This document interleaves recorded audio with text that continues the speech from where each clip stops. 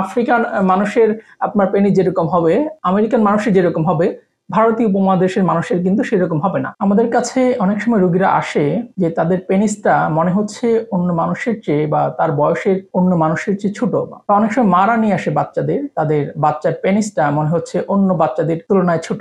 অনেক সময় বাচ্চারা স্কুলে যখন যায় বা স্কুলে গিয়ে যখন প্রস্রাব করে, অন্য বাচ্চাদের থেকে তার পেনিসটা ছোট মনে হচ্ছে। আমি ডাক্তার মাজহারুল হক তানিম, হরমোন ও ডায়াবেটিস বিশেষজ্ঞ। আজকে আমি আপনাদের সাথে কথা বলবো মাইক্রো পেনিস নিয়ে। মাইক্রোপেনিস হচ্ছে পুরুষাঙ্গ যদি অন্য সেম বয়সের অন্যদের তুলনায় ছোট মনে হয়, এটাকে হচ্ছে মাইক্রোপেনিস বলা হয়। এখন আসি যে মাইক্রোপেনিস কাকে বলে, বা আসলেই কি এটা পেনিসটা ছোট কিনা বা মাইক্রো কিনা। মাইক্রো অর্থ ছোট। এখন আসলে এটা হচ্ছে বিভিন্ন রেসে বা বিভিন্ন দেশের কনটেক্সটে ভেরি করে। যেমন একজন আফ্রিকান মানুষের আপনার পেনিস যেরকম হবে, আমেরিকান মানুষের যেরকম হবে, ভারতীয় উপমহাদেশের মানুষের কিন্তু সেরকম হবে না। আসলে আমাদের যে সেক্স এডুকেশনের ঘাটতি আছে, সেরকম আমরা সেক্স এডুকেশনের কোনো সুযোগ নেই। এই জন্য আমরা আসলে জানি না যে কোনটা আসলে নর্মাল আর কোনটা অ্যাবনর্মাল। এখন ভারতীয় উপমহাদেশের কিছু স্টাডিতে দেখা গেছে যে ভারতীয় উপমহাদেশের মানুষের পেনিসের অ্যাভারেজ সাইজ হচ্ছে 4 to 6 ইঞ্চ, 4 থেকে 6 ইঞ্চির মধ্যে। এখন আমরা কখন মাইক্রোপেনিস বলবো? একজন অ্যাডাল্ট মানুষের, ভারতীয় মানুষের বা বাংলাদেশের মানুষের যদি পেনিসের লেংথ হচ্ছে আপনার 3 ইঞ্চের কম হয়, 3 ইঞ্চের কম হয়, তখন এটাকে আমরা মাইক্রোপেনিস বলবো। এখন প্রশ্ন আসে, আমরা এটা কিভাবে মাপবো? এটা কি আপনার শক্ত বা ইরেক্ট অবস্থায়, নাকি ফ্লাসিড বা নরম অবস্থায়? এটাকে আমরা এসপিএল বলি, স্ট্রেচ পেনাইল লেংথ।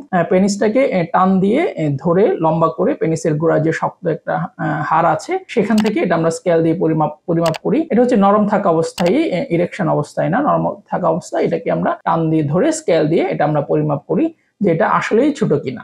এখন আরো কিছু কন্ডিশন থাকে, যে অনেক সময় দেখা যায় যে বিশেষ করে বাচ্চাদের যারা ওজন বেশি থাকে, তাদের যে আপনার ফ্যাটটা বেশি থাকার কারণে লোয়ার অ্যাবডোমেনে বা তলপেটে বেশি চর্বি থাকার কারণে দেখা যায় যে আপনার পেনিসটা একটু ভিতর দিকে ঢুকে থাকে। এই জন্য অনেক সময় অভিভাবকরা টেনশন করে যে আসলে পেনিসটা ওনাদের বাচ্চাদের ছোট কিনা, বা এটার পরবর্তীতে কোনো সমস্যা হবে কিনা। এরকম অনেক রোগী আমরা পাই বা অনেক রোগী আমাদের কাছে আসে। সেই ক্ষেত্রে আমরা প্রথমেই যে মেজার করে দেখি এটা আসলেই ছোট কিনা। আর কিছু হরমোনাল কারণ আছে, যে কারো যদি আপনার টেস্টোস্টেরন হরমোনের ঘাটতি থাকে বা অ্যান্ড্রোজেন হরমোনের ঘাটতি থাকে, সেই ক্ষেত্রে কিন্তু আপনার সেই হরমোনাল কারণে পেনিসটা ছোট হতে পারে। সেই ক্ষেত্রে এটা আসলেই ছোট কিনা, সেই সাথে তার আরো কোনো কিছু আপনার সেই হরমোন ঘাটতির লক্ষণ আছে কিনা, যেমন টেস্টোস্টেরন হরমোন কম থাকার লক্ষণ হচ্ছে ভয়েসটা আপনার লো পিচ হবে বা মেয়েদের মতো চিকন গলা হবে, শরীরে আপনার অতিরিক্ত চর্বি জমবে। অনেক সময় দেখা যায় যে আপনার ব্রেস্টটা মেয়েদের মতো একটু বড় হয়ে গিয়েছে বা গাইনোকোমেশিয়া এগুলোর সাথে থাকে, সেগুলোর সাথে আছে কিনা।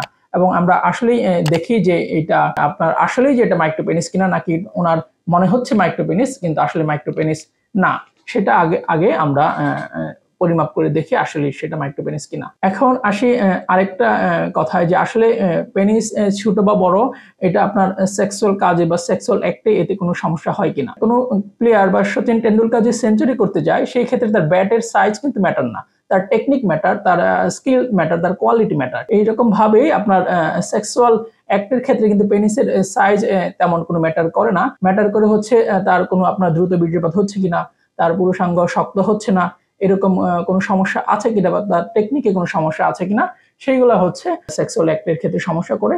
সাইজ কোনো ম্যাটার করে না। কিন্তু যেহেতু আমাদের সেক্স এডুকেশনের অভাব, আমরা সেটা রোগীরা ভালোভাবে জানে না, সেই জন্য আমাদের কাছে অরিড হয়ে আসে। অনেকে আসে যে যুবক বয়সে বিয়ে করবে, তার কাছে মনে হচ্ছে পেনিসটা ছোট।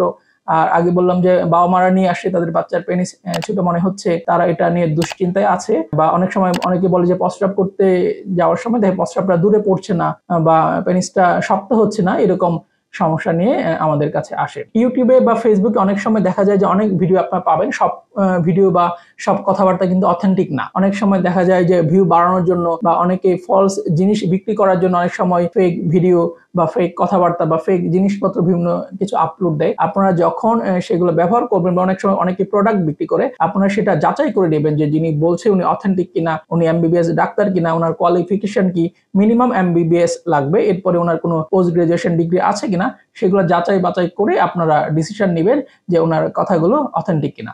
আপনাদের যদি এরকম সমস্যা ফেস করেন তাহলে অবশ্যই একজন হরমোন ও ডায়াবেটিস বিশেষজ্ঞ বা এন্ডোক্রাইনোলজিস্টের পরামর্শ নেবেন, এবং উনি যদি মনে করে পরবর্তীতে অন্য কোনো কারো কাছে রেফার করার প্রয়োজন আছে, যেমন ইউরোলজিস্ট, সাইকিয়াট্রিস্ট, এমন বিশেষজ্ঞর সহযোগিতা বা হেল্পের প্রয়োজন হতে পারে, তাহলে উনি এরকম বিশেষজ্ঞের কাছে আপনাকে রেফার করবেন।